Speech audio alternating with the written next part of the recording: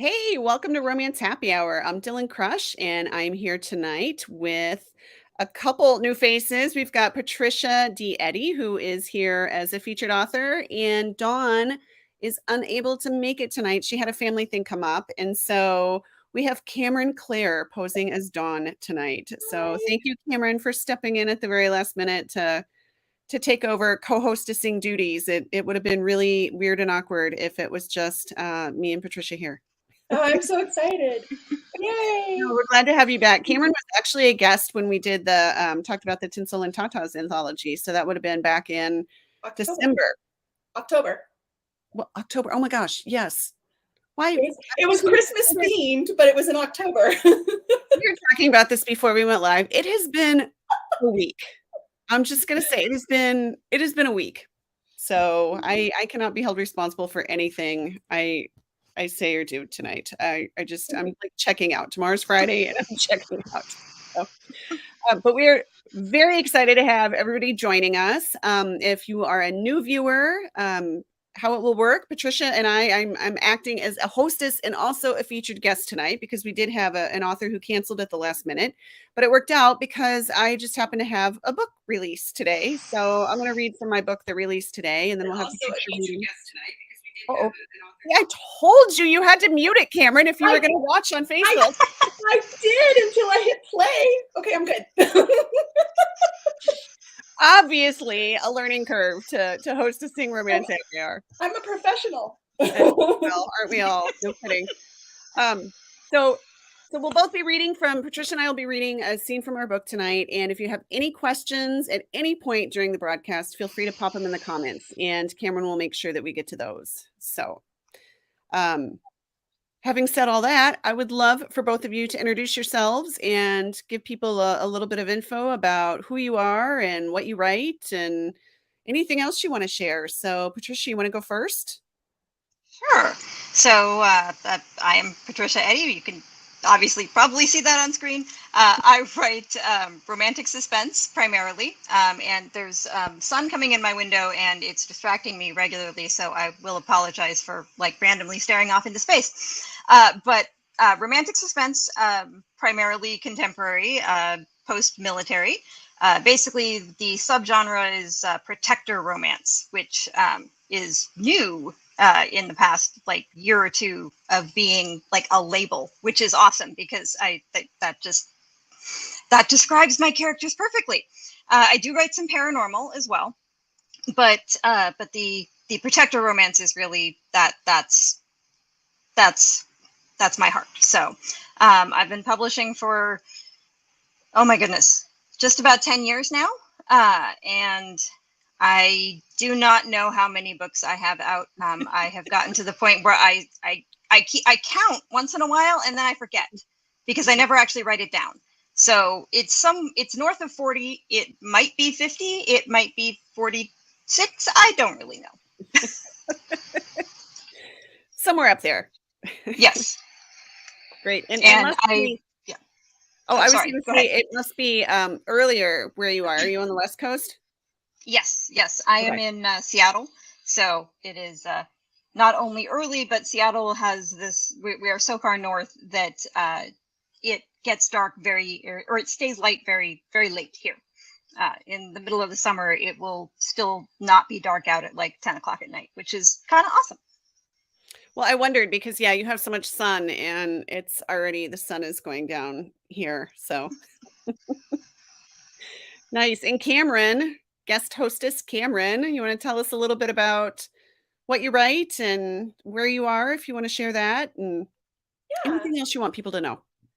Okay. I'm Kameron Claire and I'm in Colorado, and I write contemporary romance, mostly short novellas though. So usually 70 to 100 pages, like, quick Insta love style stuff. I've been doing that for just a little over a year now, the short stuff. And yeah, and I'm all over the place. So I love protector romance and I love writing about my guys, but I have not dedicated myself to only writing about them. So I'm kind of all over the place right now. So Well, you're all over the place, but you're still steamy contemporary. yeah, this heat level is always the same. The kind of the soft dominance to a little bit more dominant style of males are always the same. But I don't know, be cowboy one day and motorcycle the next. Who knows, right? I need to work on that. A little variety. Well, variety is good. A little variety is good. Exactly. So we As long like as you're having variety in our fun. heroes. So Yeah, Patricia, that's where I'm at. I'm very much in the mind thought process of, like I have to enjoy what I'm doing every day. So, working on that. yep. And I don't know, it's so weird for me to be Dylann, where are you and what are you writing? I know it's so weird for me to be like a featured author on the show I host. So yes, thanks for asking, Kameron. You're welcome. I am in Minnesota, like I like to call it. I'm a Texas gal living in Minnesota. I realized I've been in Minnesota now almost longer than I ever lived in Texas, which is kind of a sad realization for me. And it's just now getting to be spring here. I think we were, still in like the 40s last week, and then we had it was in the 80s during my son's track meet the other day. So yes, the weather swings wildly, but I think that's normal just about anywhere now. It seems like the weather is very temperamental everywhere. But I'm super excited to start seeing signs of spring. And yes, I did have a release today. It's Drinking Deep, the first book in my Whiskey Wars series that I've been talking about. It feels like forever. And so I'm actually drinking whiskey to celebrate. And I know, Kameron, you've got a little cocktail there. Patricia said she had something. So yes. Happy so release day. Thank you. Yes. I know it feels surreal. It's I don't know. It's all the prep work and everything, and then it's like okay, and there it's out. So yeah, so hopefully it will be well received. But I'm going to read a little bit from that tonight, and I think we'll probably just go ahead and get started with the reading. I'm seeing a lot of comments about people loving protector romance, and let's see. Linda, you made it. I'm so glad you made it. I was Linda constantly, I don't know, Linda doesn't get the reminders or something. And so last week she was messaging me, asking me, is it romance happy hour night? And I meant to tag you today, Linda, so that you knew to show up. So I'm glad you found us. See lots of familiar names in the comments. So this will be great. Yes, thank you, Kameron. I see that you've got the comments going now. I'm trying. Yep. No, we're all just kind of, we'll figure it out as we go along tonight. So, all right. So, since we kind of surprised Patricia and said, oh, by the way, did you know that you're reading something tonight? He is going to go second. So I'm going to go first. And I don't actually even have a print copy of my book yet because it hasn't arrived. So I am going to go ahead and pop you guys out.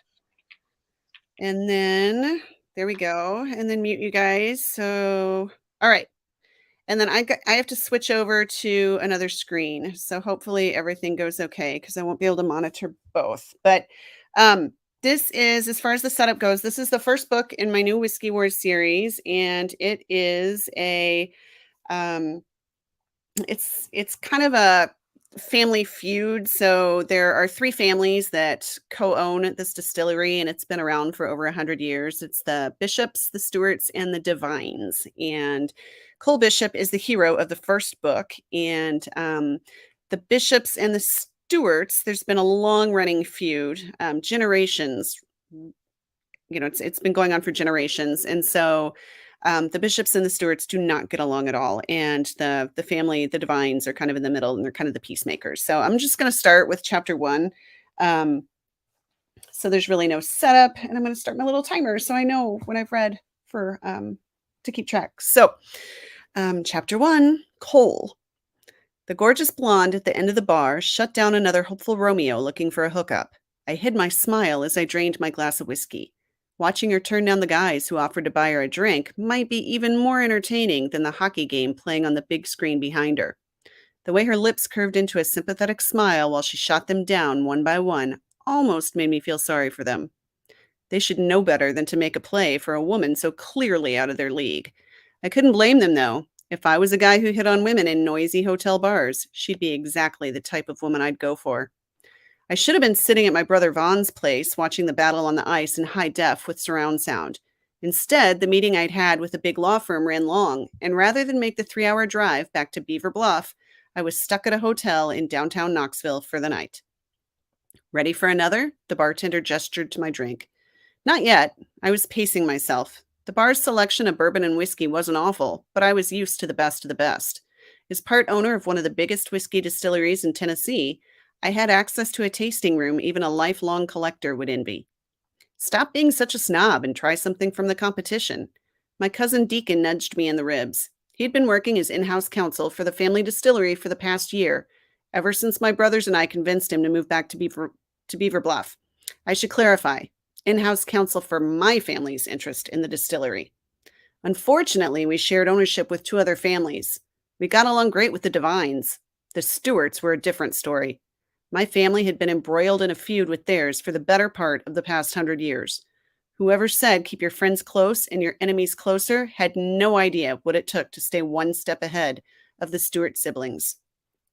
How do you think the meeting went today? I winced as a shot bounced off the goalpost. Then another hopeful businessman approached the blonde, blocking my view of the replay. Deacon followed my gaze. Do you want to move so you can see the game?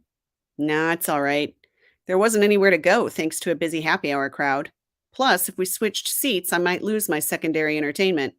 The guys were like minnows circling a shark. I was hoping for better news this afternoon, but we shouldn't give up just yet. He loosened his tie and downed the last sip of amber liquid in his glass. Since he joined the business, my siblings and I had been hoping he'd figure out a way for us to break off from the awkward 3-way partnership our great-great-great-grandfather joined when he settled in the mountains of Tennessee. I wondered if he would have made the same decision had he known then how the relationship between the families would dissolve. You really think this firm can help us? I trusted Deacon completely, but it wasn't the first time we'd tried to extricate ourselves from the partnership. We were on the brink of celebrating the distillery's 150th anniversary next year. I couldn't imagine my descendants having to spend the next 150 years navigating a generations-long family feud. If anyone can handle all the complications, it's them. Deacon nodded toward the TV. How much have you got riding on the game tonight? $50. Those are some pretty high stakes, Deacon joked. Do you and Vaughn still donate your winnings to charity? Yeah. If I win, he has to give it to the Wildlife Rehab Center. They just rescued some baby beavers and could use the extra funds. Deacon didn't need to know I'd already given them a couple hundred. I had a special place in my heart for organizations that work to protect the place I called home. And $50 is going to cut it? I shrugged. It wasn't the amount of the bet I made with my brother. It was the thrill of seeing who'd come out ahead. We'd been competing against each other since the day we were born. As identical twins, we were a pretty even match, though Vaughn held it over my head that he was born first. He thought the extra few minutes of life made him the one in charge. Technically, since he was also the general manager of the distillery, he was, though we had to share the title with one of the Stewarts since neither family trusted the other to act in our joint best interest. I was tired of constantly butting heads, especially since I had to share my title of co-master distiller as well. If we could somehow untangle ourselves from the partnership, we could start doing things our own way. For me, that meant honoring our roots and not forgetting where we came from. You know I'm not much of a gambler, I admitted. It's not really gambling when either way the money goes to a good cause. Deacon clamped a hand to my shoulder. You're taking a gamble by looking into breaking off from Devil's Dance. I prefer to look at that as a calculated risk. The idea of gambling with my family's share of the business sent a chill racing up and down my spine. I was a man who considered my moves carefully, in business and in life. Deacon pulled out his wallet and tossed some cash on the bar. I'm ready to turn in. Do you care if I head up to my room to call home? Of course not. I'll just finish watching the game and probably turn in early myself. Since Deacon had moved back to Beaver Bluff and gotten engaged, he'd been living life a lot more low-key. It was the kind of future I wanted for myself someday. But living in Beaver Bluff, where the whole town had divided into either Team Bishop or Team Stewart, made it difficult to find someone who hadn't been affected by the stupid feud. Deacon abandoned his stool and I motioned the bartender over. There was still another full period of hockey to go. May as well try one of our competitors' latest whiskey releases. I'd consider it research. One of the other Tennessee distilleries had been experimenting with using a few strains of wild yeast in the fermenting process, and I'd been thinking about trying it on a batch or two we'd be bottling later this season. While I waited for my drink, a brunette walked to the end of the bar. The blonde got up, and I took a better look at her. She was petite, probably no more than an inch or two over 5 feet tall, but with curves a guy could lose himself in for days. The game was between periods, so I shifted my attention to watching the two women. They hugged, probably friends meeting up for a drink, too familiar to be coworkers, but not friendly enough to be a couple. The blonde glanced around the crowded bar, probably looking for an empty table. Finding none, she eyed the empty seat next to me that Deacon had abandoned. "Excuse me, are you using this stool?" She walked toward me, her front even more appealing than her back. Gazing up at me, her green eyes wide, a hint of a smile spread across her full pink lips. "No, my friend just left." I pushed the stool away from the bar. "It's all yours." "Thank you." She shifted her gaze to the drink the bartender set in front of me. "Is that whiskey?" I wrapped my fingers around the glass and lifted it to my nose. "I hope so, since that's what I ordered. Are you a fan?" "I don't know much about it, but I'd love to learn." She lingered, her head tilted, eyeing my glass like she might reach out and take it from me. Instinctively, my fingers gripped the tumbler tighter. "What would you like to know?" "You think you can teach me a few things?" She arched a brow, and I picked up on the flirty vibe. At least I assumed that's what she was going for. Hard to tell, since it had been so long since I'd put myself in a position where I might be the recipient of a woman's interest. "I know a thing or two and be happy to share my knowledge." With another 10 minutes before the start of period 3, I had some time to kill, and that would be just long enough to give her some basics before her eyes glazed over. She scooted the stool back to its original position next to me and settled on the seat. "Okay, what do I need to know?" Her friend joined. My gaze shifted between the two women. "Maybe we can start with a name. I'm Cole." "Nice to meet you, Cole. I'm Danica. This is my friend Jolene." I shook Jolene's hand first. She looked less than thrilled to have me intruding on their girls' night. Then Danica leaned close and slid her hand into mine. A hum of electricity buzzed through my fingers while a trace of pineapple and coconut scented the air around her and made me instantly crave a pina colada. I didn't even like rum. Danica let go first, giving no indication of whether she'd felt the same buzz. "Now that we've got that out of the way, why don't you tell me why you drink whiskey?" I leaned against the back of the stool. "How much time do you have?" "Is it that complicated?" "Honestly, yes. I wasn't about to unload 150 years of history on a stranger I just met at a bar and trying to come up with one of the sound bites I'd shared during one of the many interviews or podcasts I'd been on over the years. She moved her hair off her shoulder, drawing my attention to the smooth column of her neck. My gaze zeroed in on the spot where her pulse beat. "Did your dad drink whiskey?" "Yeah, and his dad before him and his dad before him." I wasn't sure what she was going for, but I'd play along for a few minutes. "I suppose that's part of the attraction, the history behind the spirit. You don't get that with a lot of other types of alcohol." "Interesting." Her eyes narrowed slightly. "What do you suggest for a newbie like me?" I loved and hated that question. As someone who'd lived his entire life in the shadow of the family business, introducing my family's work to a potential new whiskey lover was an opportunity to draw someone in. But there were so many options. Not knowing anything about the intriguing woman next to me, I had no idea what to recommend. "What do you like?" "I don't know. That's why I'm asking you for a recommendation." A slow smile spread across her mouth. Attraction simmered low in my gut. "I need to know more about you to decide what to suggest."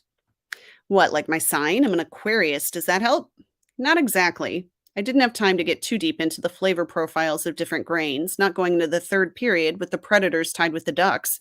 "Do you prefer things sweet or spicy?" Her eyes widened for half a heartbeat, then she leaned forward and bumped her hand against mine where it rested on the bar. I'm not sure we know each other well enough for me to answer that type of question. The same buzz I felt before vibrated through my limbs, radiating out from the spot where her slim fingers brushed mine. I was so out of practice at engaging in the banter that two single people might volley back and forth from a bar stool that I didn't want to embarrass myself. "Maybe we should play it safe then. Go for a middle-of-the-road everyday whiskey." "What if I said I prefer things sweet?" That was easy. "Then I'd recommend a corn-based Tennessee whiskey that's been aged at least 4 years." Her friend leaned over and bumped shoulders with Danica, knocking her hand away from mine. "Don't let her fool you. She might look sweet on the outside, but this one's all about the spice." Danica lifted a shoulder in a dramatic... I can't talk tonight. Danica lifted a shoulder in a dramatic shrug. What would be a spicy choice?" The third period started, but I was more mesmerized by the vibe flowing back and forth between the two of us than keeping my eyes trained on the screen. "If you like spice, go for something rye-based. It's got a little more kick to it." "Are those my only options?" That's just the beginning. Whatever grains you choose sets up the mash bill. From there, you can play with the yeast, the distillation process, how long you age it in the barrels.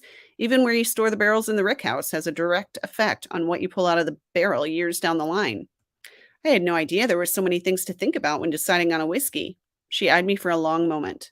What would I get if I said I wanted it exactly how you like it? All right. That is it. Let me find my way back to you guys and get you unmuted.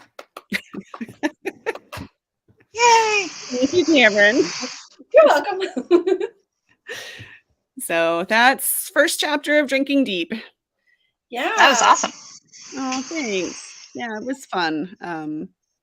You know how some of the writers are familiar with Jennifer L. Barnes she studies the like psychology of reading, I think, and she talks about your id list and like as a writer, different scenes that you like, or you know, different things that you get excited to write about. And so, you know, I think twins is definitely on mine. So I have twin brothers, and then there are actually 5 bishops. There are 4 brothers and a sister, and then there are 4 stewards, 2 brothers and 2 sisters. And so you'll see a lot of all of those family members make an appearance through the books. So, And this is book 1 of Awesome. how many year plan? 5 so far in this series. In the Beaver Bluff series. Yes. So we got some questions. Do you want to take them in between, or do you want to take them all at the end? I guess if there's anything specific to the book, I could do them now. Otherwise, we can wait till the end, and then we can have Patricia answer questions too. Okay. So, Yeah. So, okay. Well, then, otherwise, you got lots of comments about liking the banter and, you know, soft spot for twins too. And somebody said they liked the banner, and then I said that you write really, really good heat. I think that was you, Cameron. It was me that said that. I do believe I see you saying something about it. So. Yeah. Fun. All right. Well, let's let Patricia read, and then we can come back and we'll have. Are you ready to read? Did you find a section? Awesome. I have a scene. Hopefully, I will. There's only one swear word in it, so hopefully, I will remember to take it out. It's right at the beginning, so I'm hoping I do. So. Sounds good. So yeah, we'll let you read, and then we'll be back, and we'll have plenty of time for questions or just to chat, because I know we can fill up hours and hours talking about books we love. So, all right. So Patricia, will leave you on there, and we'll be back when you're done. Okay. So I am going to switch screens too, and so I'm going to read you what I think. I don't remember what chapter this is. This is actually chapter 5 of On His Six, and this is in my Away from Keyboard series. It's let's see, I have 10. Yes, no, I have 9. Book 10 of this series actually comes out in a little over a week. They're all interconnected standalones, and they all past characters come back in future books. So it starts off, book 1 is actually Free Everywhere, Breaking His Code, and then that introduces you to a couple of the characters. I mean, there's a romance, obviously, but with 2 characters, and then it introduces you to the character who is the main character in the next book, and kind of so on and so on. So, so this is from book 3. This is On His Six, and the hero in this book is probably my favorite, and I think just about everybody else's favorite too. And he's just big and tough, and then melts into a puddle when he, falls in love. So this is basically, hang on, go back to the window that I was on. This is the meet cute. So this is basically the first time that Riker meets Ren. So let's see. So Riker, The elevator doors snick open, and I pull out my phone as I shoulder my way through a small crowd milling around the building's information desk. The device clatters to the ground as something slams into me, and I see only red curls and a heart-shaped face with big, pale green eyes. This is becoming a habit. I'm done with Boston, and with this day, and a rough edge creeps into my tone. But I steady her with my hands wrapped gently around her upper arms. Are you all right? What are you doing? Honeysuckle twists out of my grasp, her hands balled into fists at her sides. Just making sure you're not going down. I bend to scoop up my phone, taking a quick glance at the screen to verify it's still intact. When I return my gaze to her, she's backing away warily, glancing at the revolving door to the street like it's a lifeline. Hey, it's okay. I'm not following you, stalking you, whatever. I was just leaving. Her brow scrunches, and as she processes my words, those eyes darken with streaks of amber. Get over yourself. She shakes her head, bringing another whiff of her sweet scent to my nose. Men, not everything's about you. Shock steals my continued apology, and instead I frown. Then what's got you so worked up that you run into me twice in 15 minutes? Because where I'm from, we watch where we're going. You seriously expect me to tell you? A little feminine snort wrinkles her nose. It's none of your business, jerk. She starts to stalk towards the elevator, but then turns back to me. Wait, you're not, like, a new client, are you? Second sight? No, I say bitterly. Look at me, sweetheart. Do I look like I need help? I fix problems for other people. Even if I was searching for someone to fix my problems, Dax wouldn't give me the time of day. Not anymore. She flinches, and I've hit a nerve with something. Dax, probably. I take it you know the guy? He's my boss. Lucky you. I used to be his boss. He was a lot nicer back then. I run a hand over my bald head. Sorry, I shouldn't. I don't know him at all these days. He's probably the boss of the year. She takes a step forward, those eyes no longer wary but curious, and I can't look away. You fix problems? Yeah, sometimes. Studying her, I notice the dark circles and swollen lids, the tiny lines of strain and exhaustion around her mouth. She wears no makeup, and she toys with a green pendant at her throat. Short, unpainted nails, no rings, just a single purple and green beaded bracelet around a slender wrist. You have a problem? A single nod, and she takes another step closer. I'm Ren Kane. Riker McCabe. I offer a hand, and her cool fingers curl around mine. You want to get a cup of coffee and tell me about your problem, Ren? At her nod, I gesture toward the lobby door. Pretty sure I saw a shop on the corner. They any good? Passable and quiet. Ren pulls her jacket tighter around her shoulders and meets my gaze. Uncertainty swims in her eyes, and her chest stutters as her respiration rate hitches up. I won't force you, sweetheart. You can change your mind. There's that term again. Sweetheart. Why can't I stop with it? With a shake of her head, she looks at the revolving door. I promised him, and I can't. It's the last thing he ever asked. Dax won't help me. You shouldn't either, but... Dax won't help? I snort. Then I'm in. Come on, Ren Kane. Coffee's on me. Ren. The giant across from me cups his black coffee like it's liquid gold, while I take one sip of my cappuccino before my stomach protests. So, want to tell me why you ran into me? Twice? He arches his brows, which highlights the differences in his eyes. A vertical scar bisects his left lid, and the eye doesn't fully open. Ropes of damaged skin, burns I think, cover his left cheek and down his neck. When I saw him the first time, I only focused on his strong arm holding me up and his gravelly voice. Now I take in the rest of him. Large hands, ink peeking out from the cuff of his sweatshirt. He's almost as big as Ford, but younger, mid-30s if I had to guess. Curiosity lends a gleam to his eyes, and their multitude of colors, part green, part blue, part hazel, mesmerizes me. My phone died, and my car won't start. I was coming back into the office to call for a tow. My chest tightens, and I skim my fingers over my necklace, needing the familiar comfort of the smooth edges. I'm running on caffeine and adrenaline, and that's a surefire recipe for a panic attack, which I've only barely avoided twice this morning. The first time... Can I really share this with a stranger? I release the pendant and reach for my cappuccino, but my hands aren't steady, and I almost drop the cup, a bit of foam landing on the table between us. Bren, stop. Riker reaches out, the lightest stroke of his fingers over mine. Take a deep breath. Count to 10. I jerk back, digging in my bag for my pill case. Just a minute. Riker's gaze never leaves my face as he waits for me to take my meds. Anxiety or panic attacks? Both. My voice cracks and I clear my throat. I don't do well with new people. His deep chuckle brings a smile to his face, and he looks surprised at the expression for a moment before shaking his head. I don't do well with people in general, so you've got a leg up on me. I don't know you. I shouldn't. I'm Special Forces, or I was. Now I run a K&R firm in Seattle. Kidnap and ransom. I get people out of trouble, most of the time.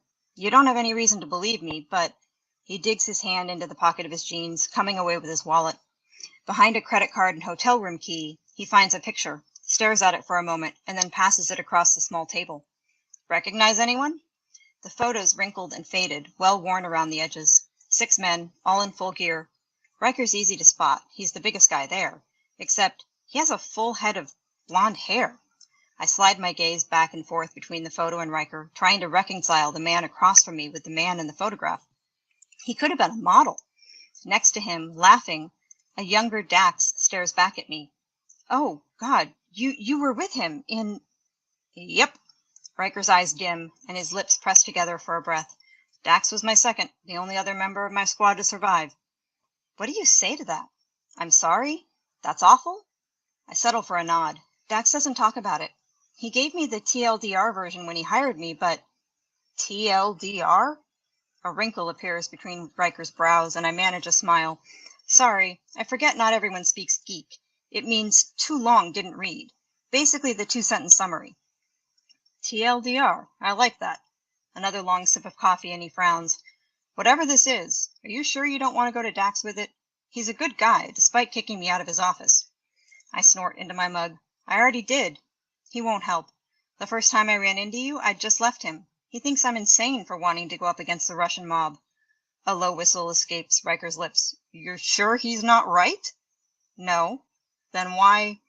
I twirl the bracelet around my wrist. I don't know how much to share, how much I can even get through without breaking down. The anxiety pill dulls my senses, but at least my heart isn't pounding half out of my chest. Still, I hate making decisions when I feel like this. Exhausted, a little fuzzy, alone.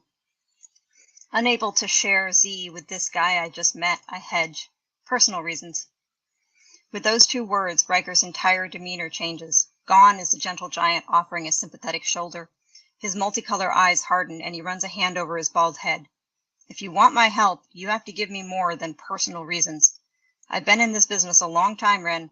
5 years is an eternity in K&R work. I tried to save a guy from the Russians once. Out of 47 targets, I've only lost 2, and the Bratva killed one of them. I can't do this.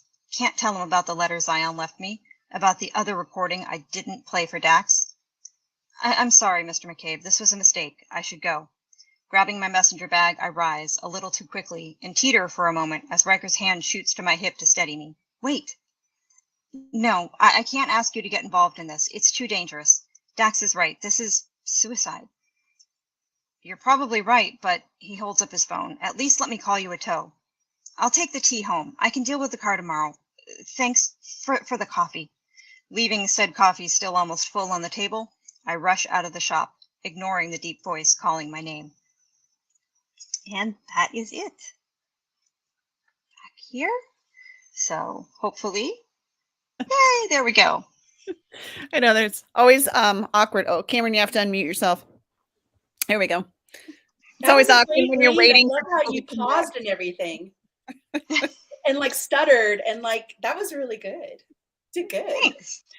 Thank you. Well, and I was so into it that when you were done, I was like, oh. I didn't react right away because it's like, oh, I wanted more. Yeah.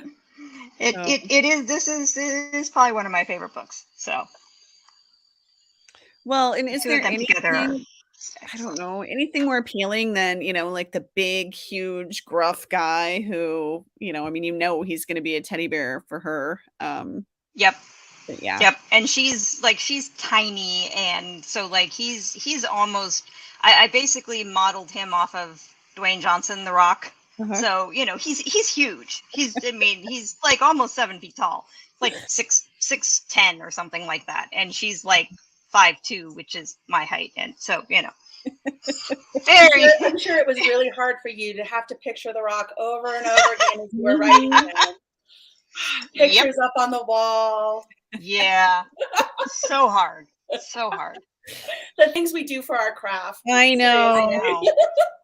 Although, you know, you do get desensitized to it because when you're looking through stock photos for, you know, like or any kind of photos for, you know, the perfect photo for a teaser or for a cover, and it's like, oh, abs, yeah, not cut enough or too cut, or, you know.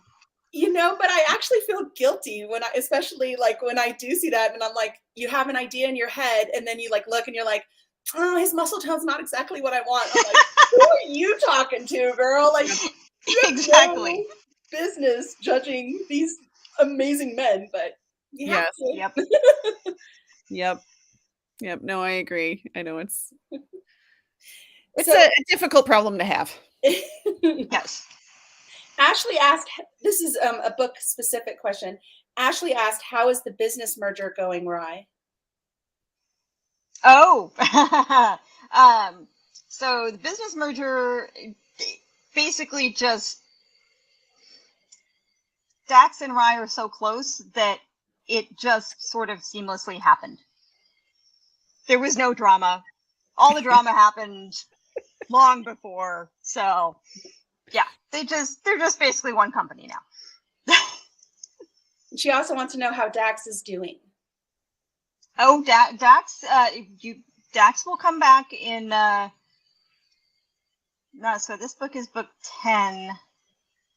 Oh my goodness, I'm trying to figure out when Dax is going to come back into a book. Soon, book 11 or book 12, one of the two. But there should be more bonus scenes coming soon.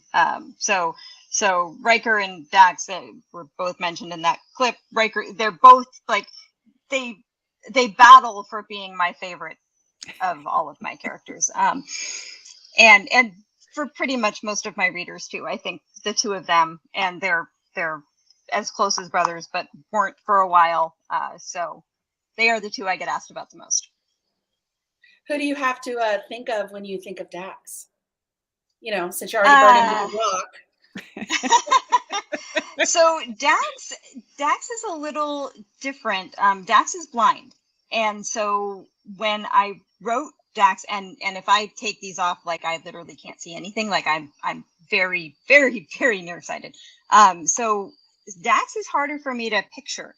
I actually pictured like Charlie Cox from Daredevil, because Dax makes a couple of jokes about. Yeah. He impersonates a lawyer at one point in his book, and somebody asked him if he's Daredevil, basically. So I almost kind of picture Charlie Cox, except beefier. So, you know, maybe a cross between Charlie Cox and John Krasinski. Jack Ryan, John Krasinski, and not The Office John Krasinski. Another hardship. Yes. Yes. Okay, so do you want to go to just normal questions, Dylan, or what would you like to do? Yeah, we can go to normal questions, and yeah, please. Okay, I'm just pushing my way in here. I hope you're okay with that. It's totally fine. I am so glad that you're taking charge. Yes. Like you expected anything different. I knew who I was asking to help co-host this. I knew. Okay, so our first question was from Linda, and she asks, how do you go about developing the settings for your stories? So maybe start with Patricia, your current, you have a certain world that you built. How did you go about setting that up? So I tend to write, especially since I'm writing in, contemporary, I tend to write places that I know. So the Away from Keyboard series, especially, takes place in both Seattle and Boston. And obviously I live in Seattle. My husband is from Massachusetts, and so we've spent a fair amount of time in Boston. And so I'm basing both of those settings on having been all of those places. Like I can picture, I know exactly where second site is located in Boston, I know the route that, or more or less the route that Dax walks to get from where he lives to his office, because I have walked it. And where Rye lives and all the other people in Seattle, obviously that this is my hometown. So this is, I really, most of the places that I describe really do exist. They might have different names, just because, you know, trademark issues.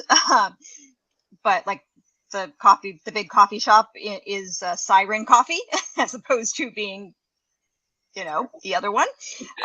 But at the same time, all the places are real. They just might have slightly different names. Dylan, what about Beaver Bluff? Yeah, that's interesting because mine is the exact opposite. I don't like to use real places. I like to make them up. And so, I mean, Beaver Bluff is fictional. It's set in Tennessee. I mean, if I had to give it a location, I don't know, it's probably around Lynchburg, kind of. But yeah, I like coming up with, and most of my stories are small town also. And so, you know, I think it's more difficult if you're setting something in a big city to try to make up a big city. So, but when it comes to small town, I mean, we were in Tennessee last summer. I've been there a couple times. So, originally what I wanted to do was set my whiskey series in Texas because, you know, like you said, Patricia, you know, you kind of write what you know. And, but then I started researching and there are not generations old whiskey distilleries in Texas.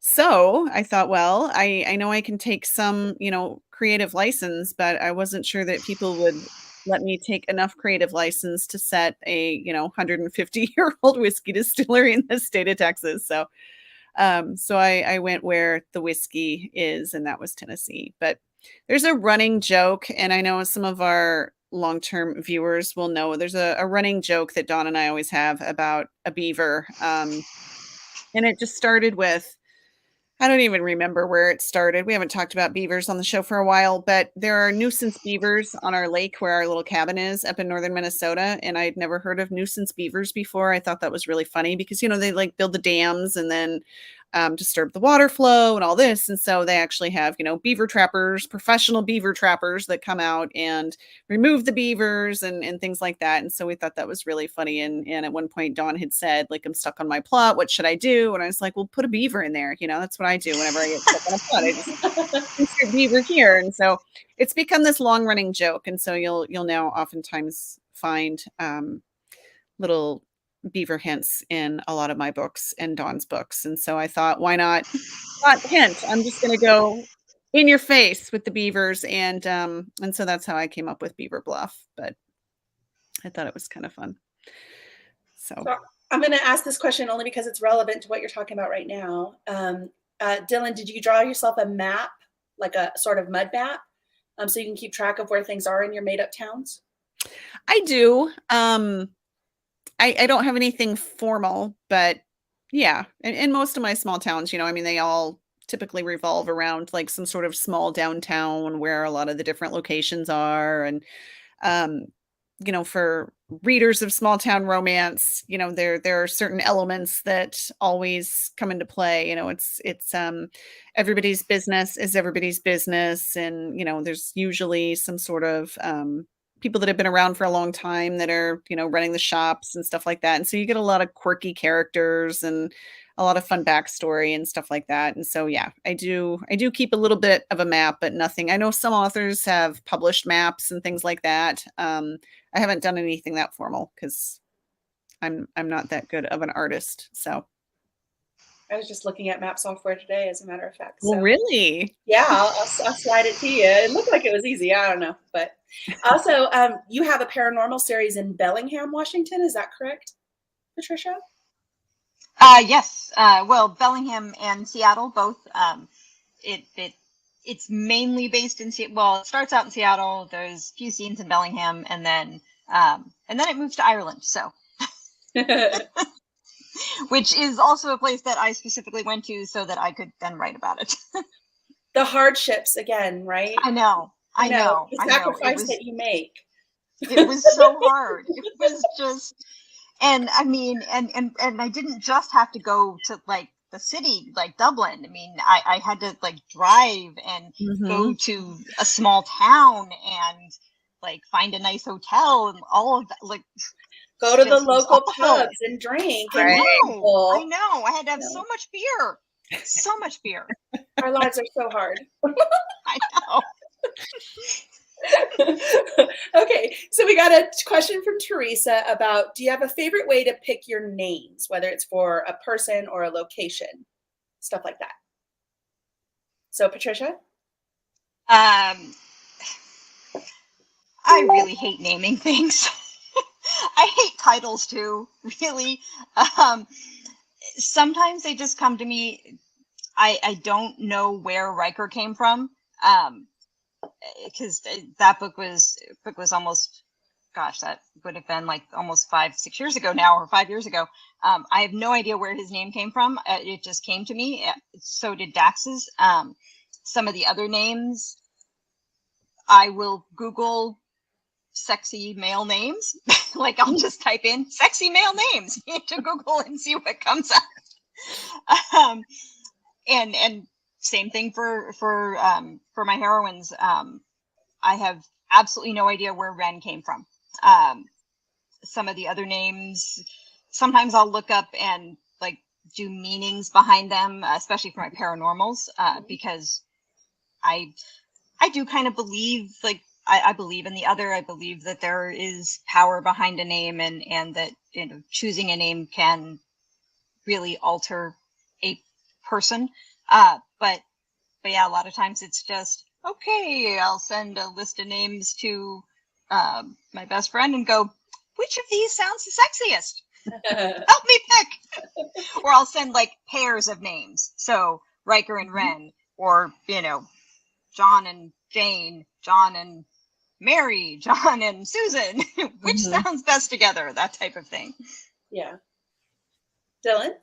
So similar. I Google. I do have. It's funny because I have 3 kids, and so you have like all the baby name books. I got rid of all of mine, and then I found myself, wishing I had them back because I like to flip through and just kind of skim and things like that. So I've now gone back and bought baby name books, even though I have absolutely no plans of having any more babies.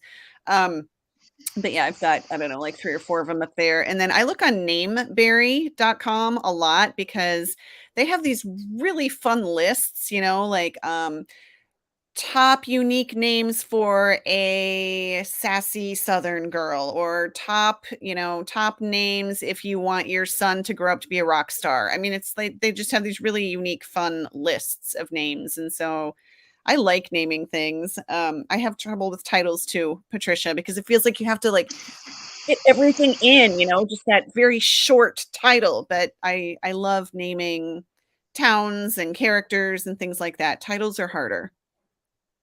But Yeah, titles. I specifically, like, I spun off a series just so that I could not have to follow the same title convention. Like they could be the same series. They really could. The Away from Mhm. Keyboard and Gone Rogue. I mean, it's all the same characters. They all interact.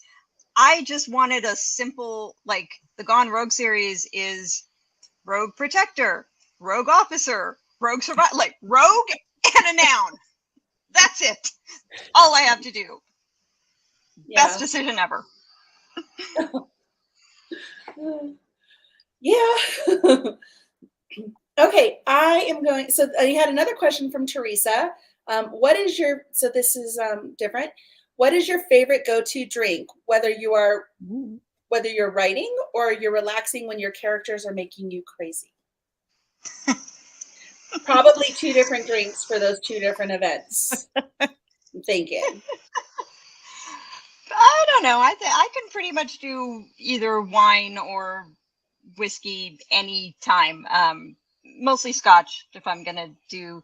I mean, I like bourbon, but mostly Scotch. But other than that, I probably drink more wine than anything else. Mhm. Dylan?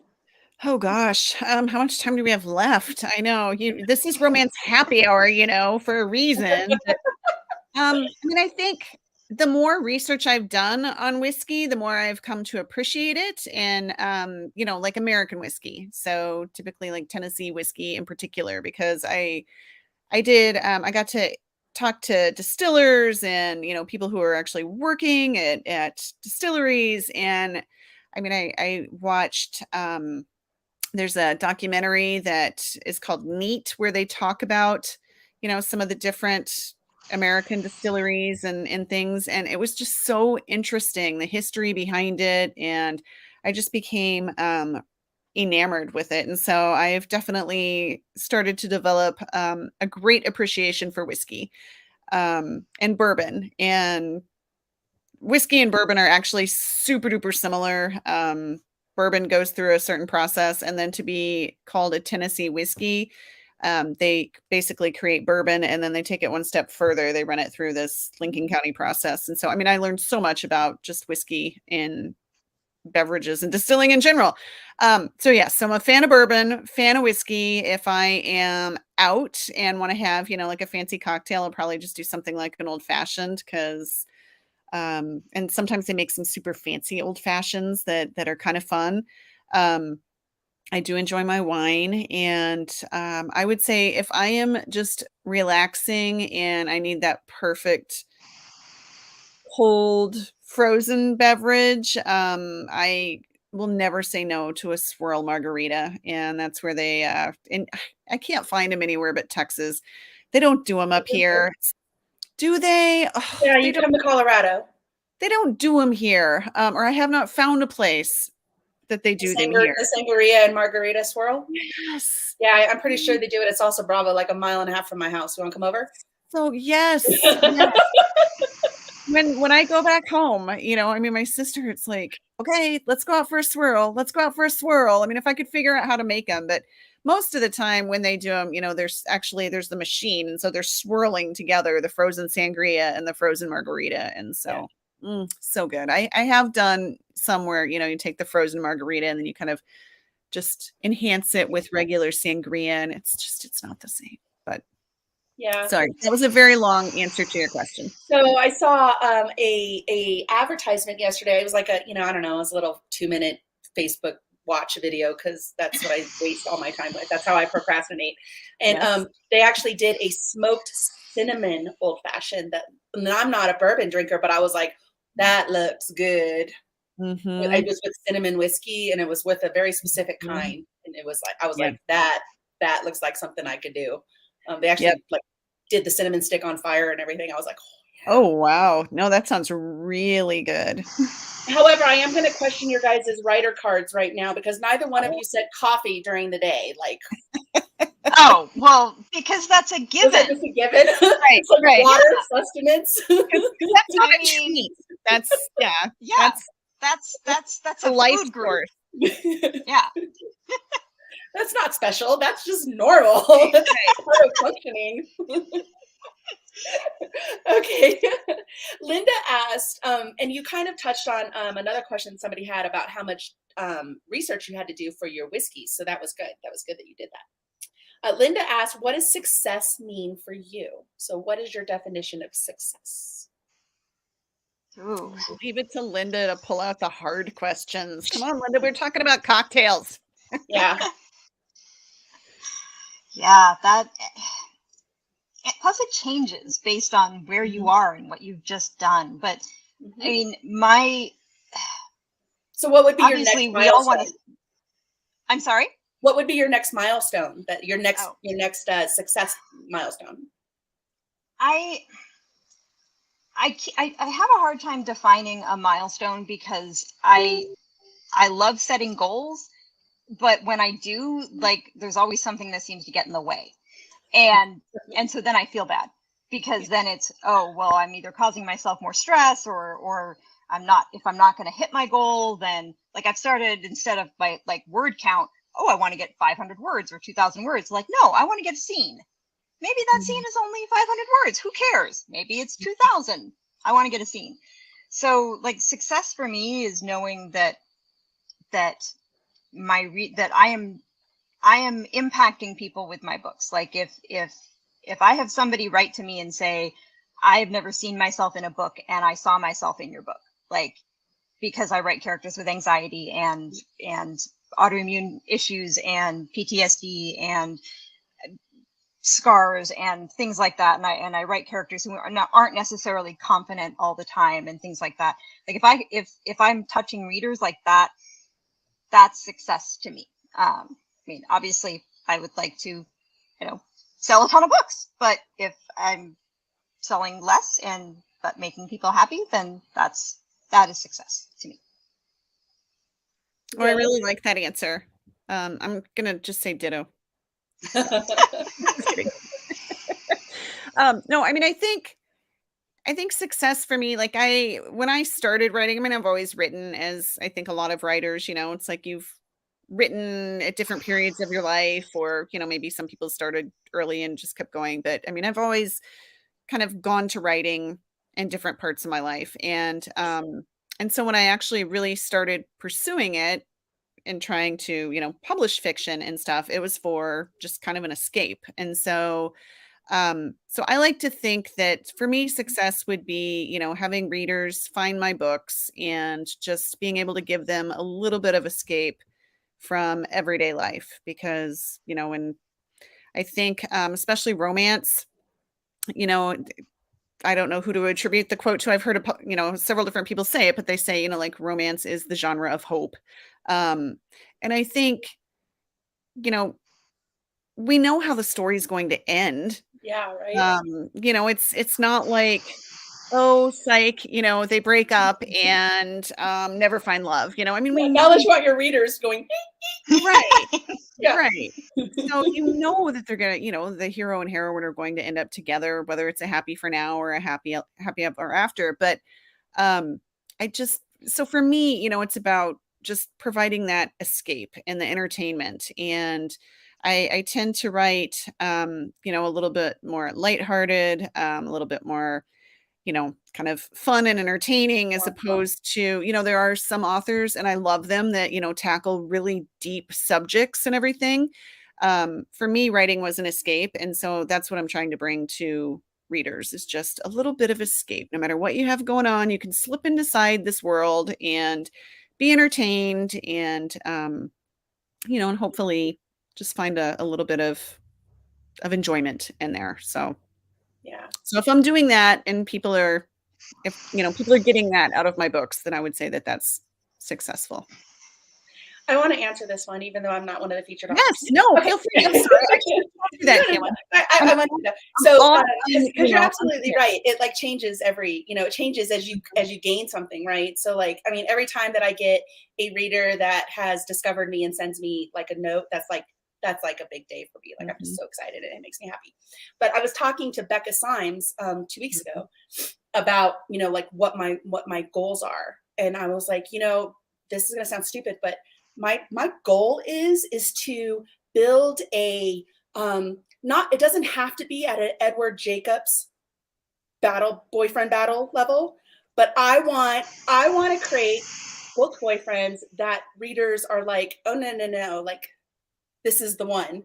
And then for other ones to be like, nope, it's him. And that's, like, I want to create the kind of boyfriends where people are like, oh, like that's what I want to do. That would make me so happy. You want your book boyfriends to have their own hashtags? Is that what you're saying? Yeah. Yes. Oh my God, that would make me so happy. That would be awesome. All right, we'll see what we can do there. At some point, I got to get like enough going where I can like put a poll out there and see if I can get that fervor going. But as of right now, they're not connected. So that goes back to our original conversation when we started this hour. Okay, so lastly, Teresa asked,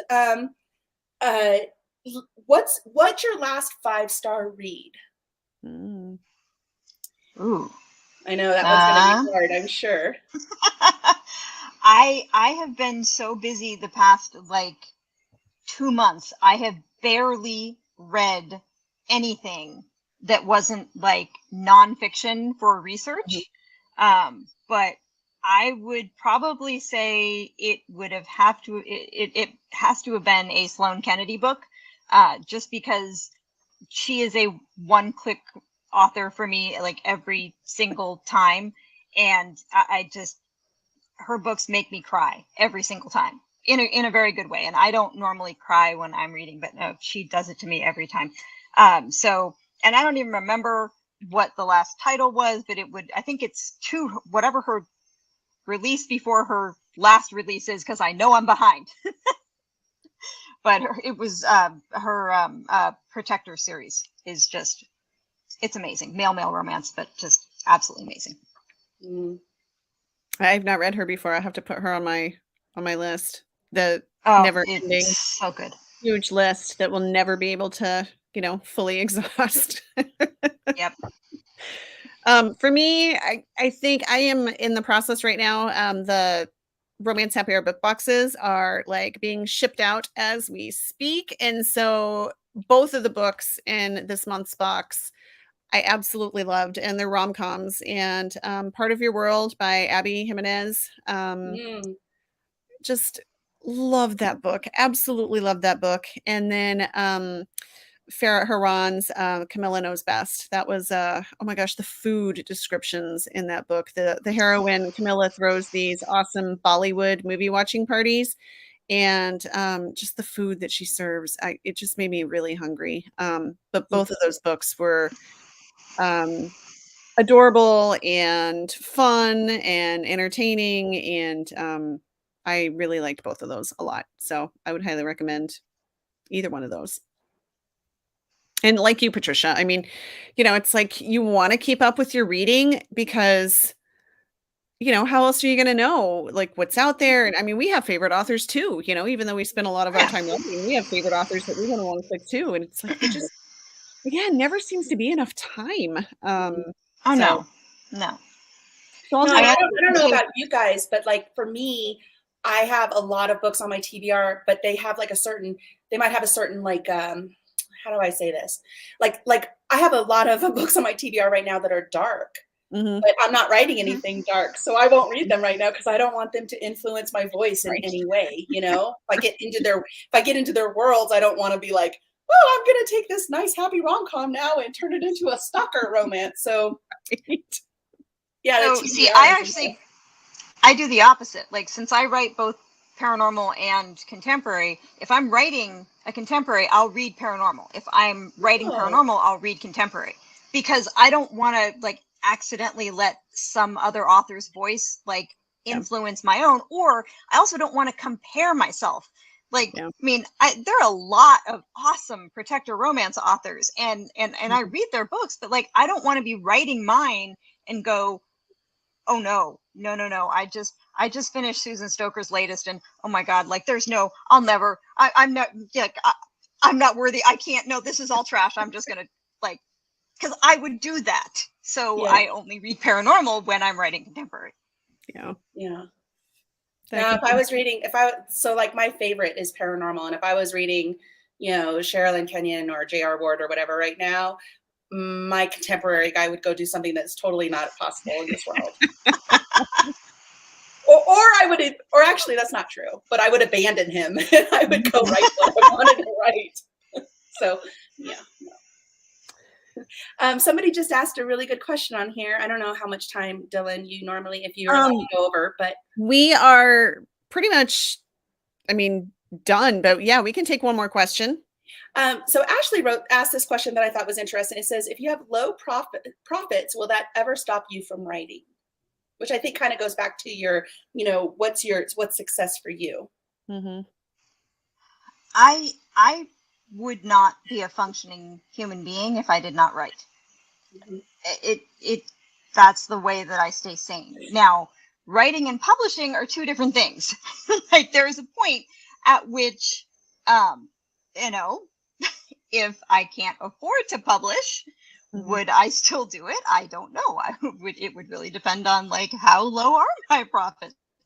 Yeah. But like writing, like I could not stop writing, and I will do everything that I can to continue to publish. But yeah, I mean, there are a lot of expenses in this business, editing and formatting and cover design and marketing and all of that. And at some point there does have to be a hard decision made Mhm. if the books are not selling, and whether that's stopping to write, or whether that's, do I pivot and write something else, or, you know, lots of possibilities there.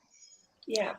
Yeah, I agree. I think that's tough. And I think, oftentimes when you first start out, the profit's not there because, you might only have a couple books. And so there are people who publish one book and immediately, hit lists and become bestsellers and things like that. But I think it's so much more common that, authors struggle a little bit for the first little bit, until they kind of, find their niche and what is resonating with readers and that magical intersection of what you are excited to write about and what readers want to read. And so I think, like you, Patricia, I would probably always write in some way or another, but it might not be, like writing genre fiction for publication. It might be something else.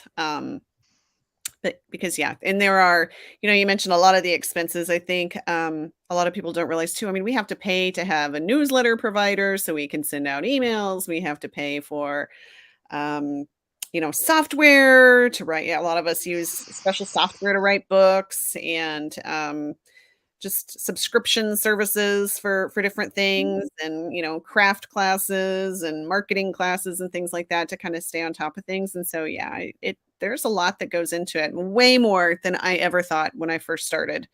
But it's also really exciting because it's when you're an author, you kind of do run your own business. If you're indie publishing, well, actually, even if you're not indie publishing, because I'm a hybrid, but there's a lot of it that falls on authors nowadays, and so it's. I just taught a class last weekend about right. At a conference, at a writers conference, and my presentation was the six-ish steps to self-publishing, right? And I broke it all down for these people. And one of the things that I started off with was just like, well, my very first question was, are there any agents or editors in here? So I want to make sure. but then my next statement was like, whether you want to be traditional, whether you want to be hybrid, whether you want to be indie, like, unless if you win the lottery and you get that 1% chance, and not even 1%, right? Where you turn in a manuscript that, oh my God, they're going to, they think it's the next Harry Potter or whatever. So they just are willing to throw millions of dollars at you. You're going to do 85% of the work no matter what. Yeah. So I